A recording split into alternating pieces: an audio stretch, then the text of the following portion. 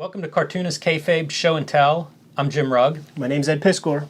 So Jim, I wanted to do this show and tell. It's something I've been thinking about for quite a while. We've become a resource for enterprising new cartoonists. I do a lot of live stream inking sessions whenever I'm working on X-Men pages, and I get to interact with a lot of Kayfabers out there. So my first solo comic was this comic here called WYSIWYG. This is probably the most common version that a reader can get their hands on, but before this, there were many permutations, like a Pokemon.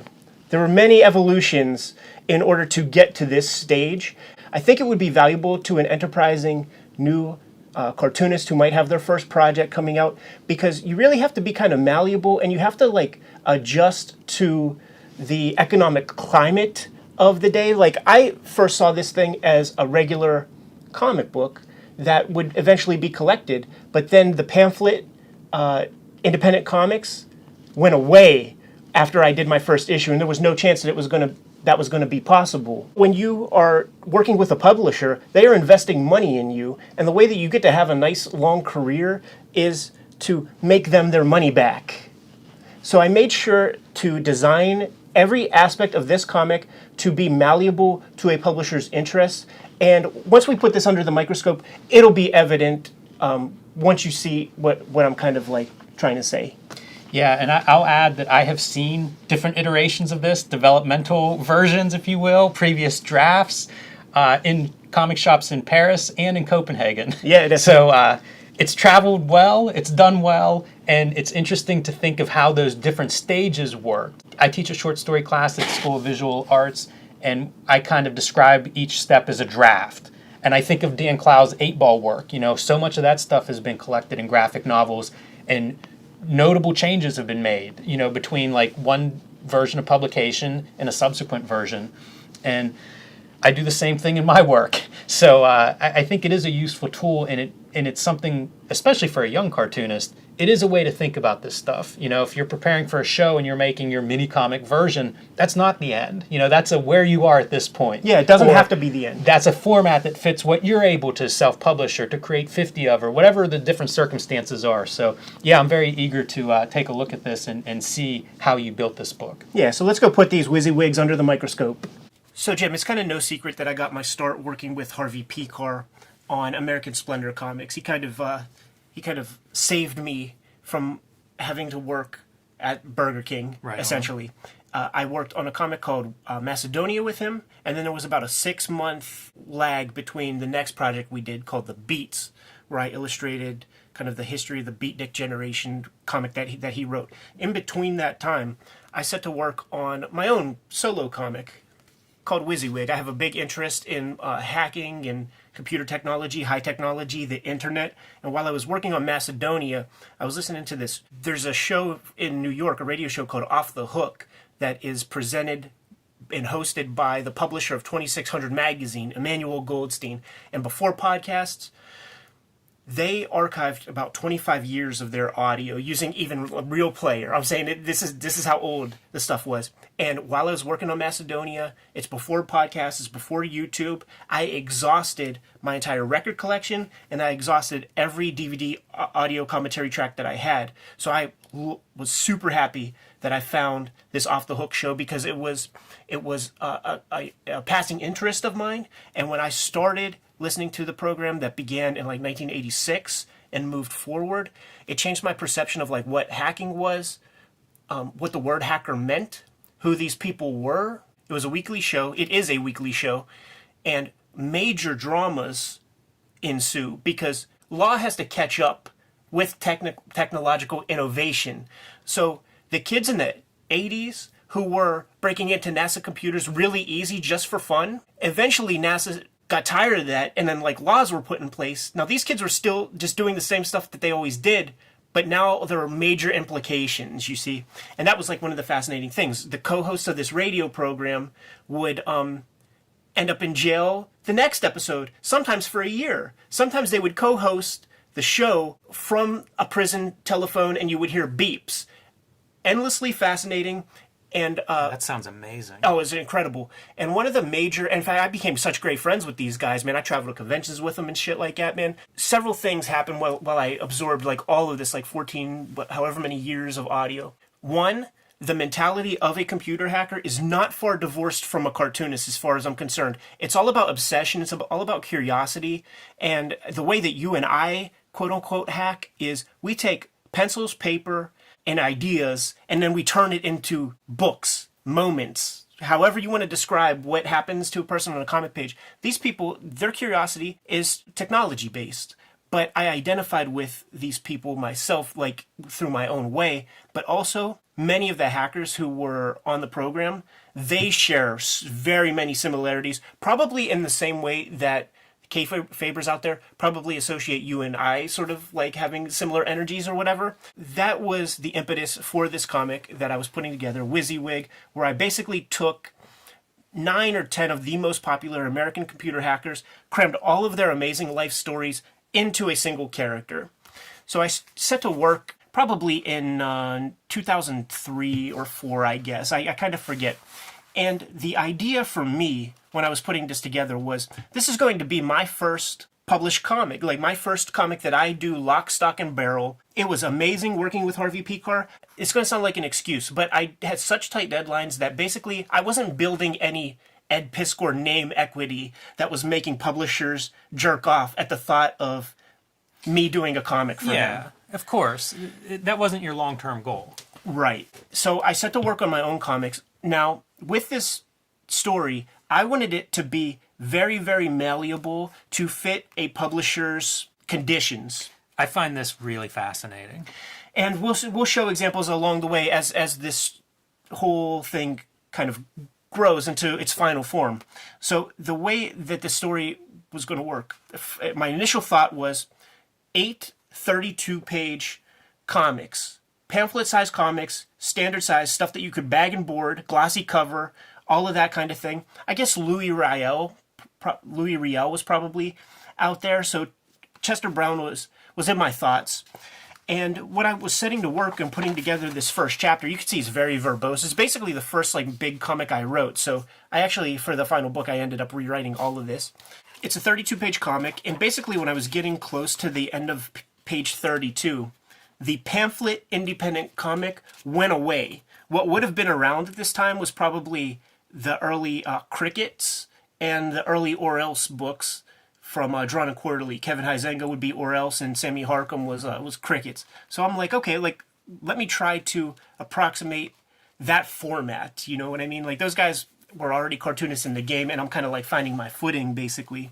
But maybe I could find like Slave Labor or somebody, and I sent this to all the publishers, and this is like the paradigm shift where everybody's thinking about big books. Graphic novels. The graphic novels. So I did 2 of these things, and ultimately, because I wanted the format to be malleable, the strips work as 6 panels, 4 panels, or 12. I think that's really smart. So you were drawing these panels individually. Oh yeah, that's right. Yeah, I forgot about that part.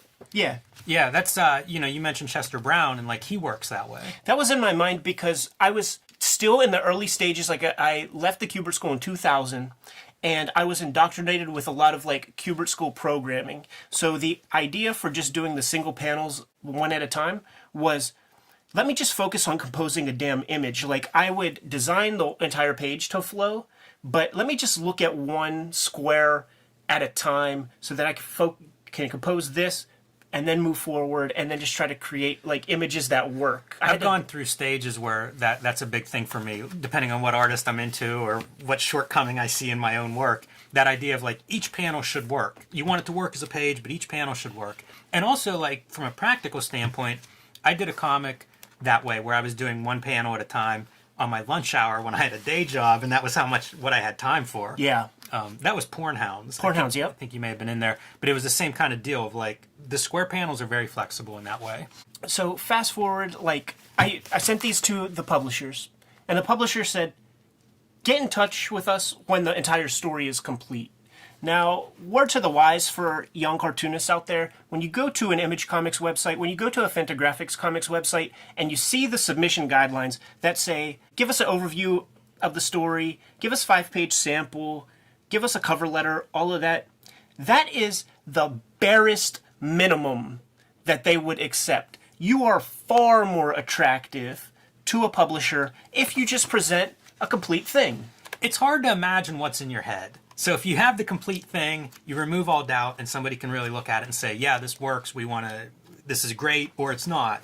But whenever it's a small sample size, I always think, like, I'm going to do this book anyway. Yes. So I'll send it out in that stage, but it's happening one way or the other. If they pass on it, it's still going to happen. It'll just be done through some other channel, which is kind of where the direction you went. I believe it's the great rapper Nas who said in his album Illmatic, if you're real, you're even doing this shit without a record contract. Well said. Now, it's going to take me a long time to finish the damn story I was trying to tell. So basically, every 2 issues that I would finish, I would gang up and make a book on demand. The print-on-demand technology and the websites that you could do this started to pop up right at this point.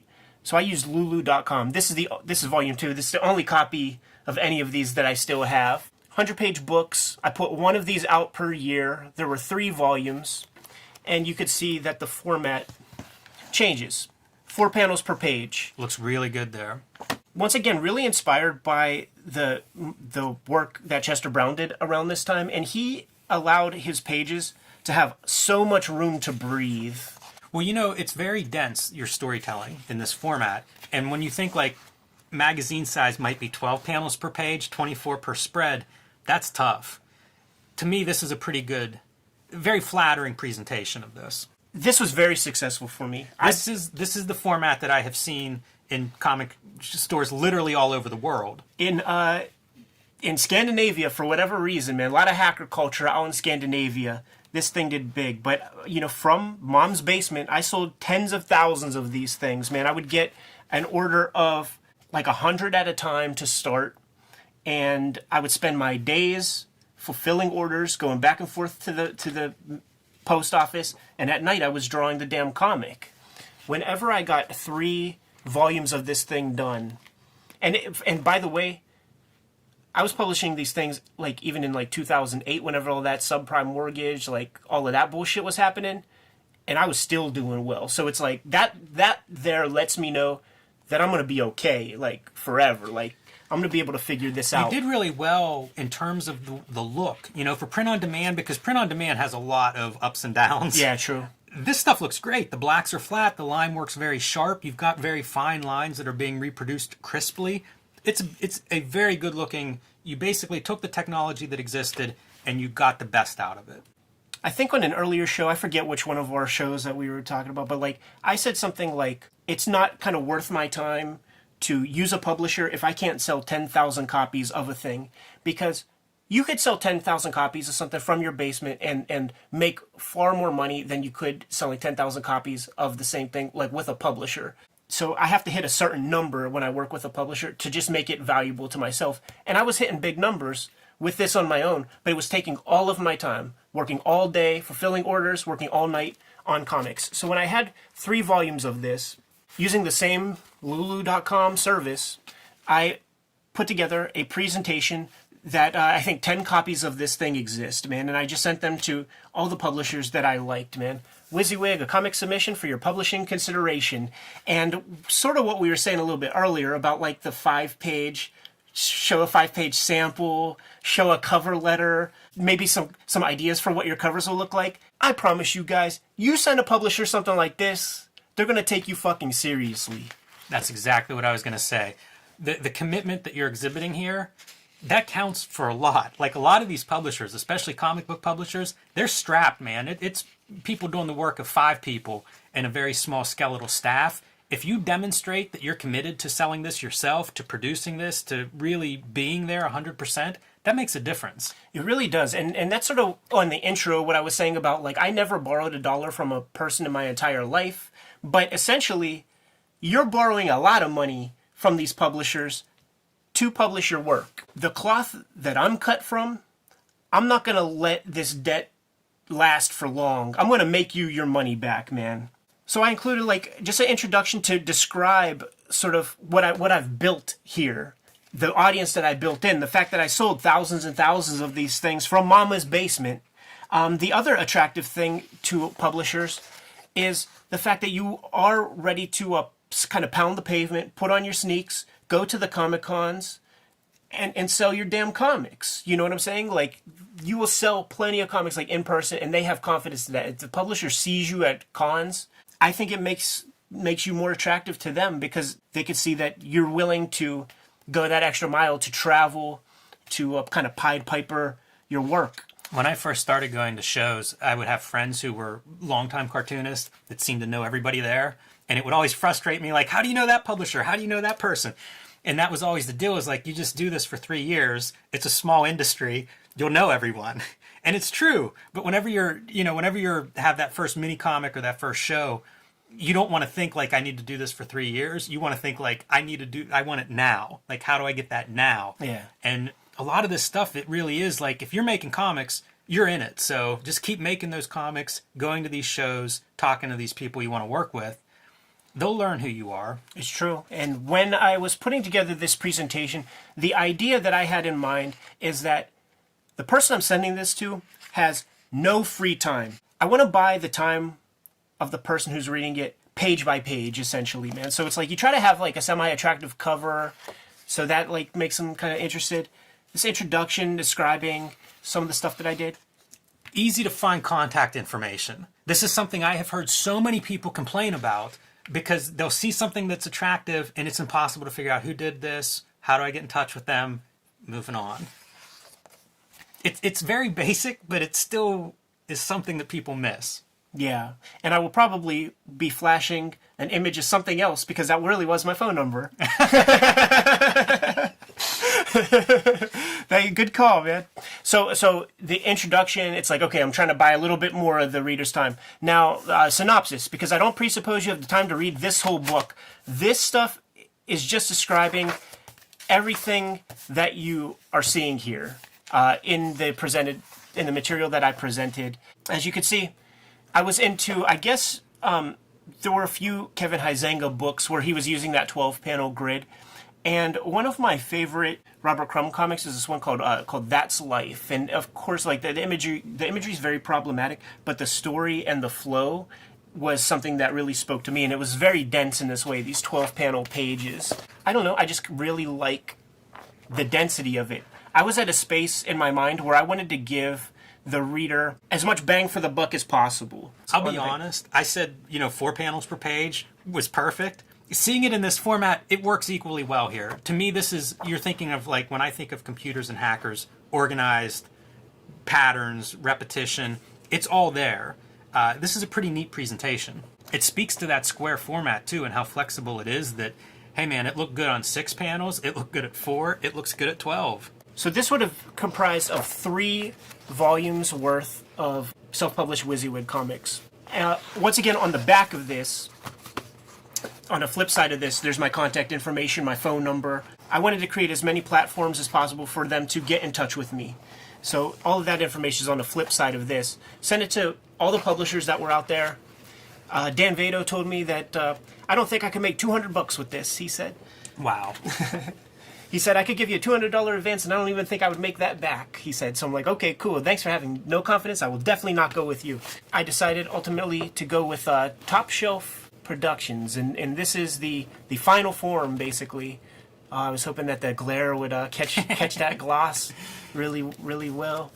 But as you can see, this is the book that you can easily find in stores. You can see I was so excited whenever I got this that I was testing out my shiny pen to see if how it would show up. That's pretty good. So let me just sort of give an illustration of like sort of where we came from and where we are, because you can take a look here. This is the first draft essentially, and it's just verbal diarrhea, one of those amateurish strokes of just like extreme verbosity, and then figure out how to like concisely convey everything that's been mentioned in the previous. That's one of those things when I say these are drafts that you work through, because you don't know necessarily what the story is whenever you're a couple pages in, but as you get to the point where it's like, I have my book, you totally know the story. And at that point, it is something you're able to edit. You're able to say concisely. This is so much more graphic and effective. Like I'm looking at these 2 pages and it's like, they look very similar, but then this is so much more effective, more inviting to a reader. And those are things that I don't know that there's a shortcut to get to that point. Maybe a very talented, gifted writer thinks that way. But from my experience, it's like the better you know the story, the better you are at telling that story. And I don't think there's a shortcut to learning it. Whenever I was hustling these babies, I went to my first trip abroad to Copenhagen, Denmark, and I believe it was probably 2010. And I was flown out there with Dan Clowes, Charles Burns, Chris Ware, and Don Rosa. The way the European festivals work, it's not just like a flea market like American fucking comic festivals, man, where it's just hustling and money's changing hands. It's like a real convention, like for like any other vocation, where there's information gathering that's going on. In the 4 corners of the big hall, they would have these discussions going on at all times, and they made sure to only have the American guy, like one American, speak at a time, so that you could catch everybody. So I got to see Charles Burns for the first time. I got to see Dan Clowes for the first time. I got to see Chris Ware for the first time, and give these presentations and these talks. And one of the common themes amongst all 3 of the guys was just like, you have to bust your ass, and you have to be hard on yourself, and you have to retool the work as it benefits the project. And that was my first trip abroad. I, honest to goodness, did not even really lay my head down on a pillow for more than 5 minutes at a time. Like, I did not sleep. And I immediately got to work. And even on the airplane, like, I rewrote the entire story by the time I basically got back to America. Went home, slept for 2 days, and just spent 6-7 months just, like, rewriting this thing so that it could be presentable to a reader out there. It's still a first effort, but I'm very proud that you just passed the hurdle, you know what I'm saying? And then you worry about your next comic next time or something like that, man. But just wanted to do this show and tell to give young cartoonists some food for thought about some ideas about whenever they're putting their work together and thinking in terms of getting their stuff published. And frankly, some of my cartoonist brethren out there, it might be a good idea to have the mindset that you are taking money from the publisher, like they are allocating money from their coffers to put together your book. So it might be a good idea to try to figure out how to format it properly so that the thing can be attractive and you could sell it and make them their money back so that they could continue publishing future projects. Anyhow, Jimmy, I don't know about you, man, but I have another book that's in the works, man, so I have these deadlines I have to tackle, man. I'm going to get back to that. So you Kayfabers know what to do. Like, follow, and subscribe to the YouTube channel. Once you hit the subscribe button, that little bell icon will show up, man. You want to click that. Don't worry. We don't abuse the privilege. We have a Spreadshop merchandise store that's in the description below, as well as each of our individual contact information, our Instagram accounts and our Twitter accounts, man. I'm going to get back to working on this X-Men comic, man. I'm going to go draw Plain Janes. Kayfabers, you know what your marching orders are. Read more comics.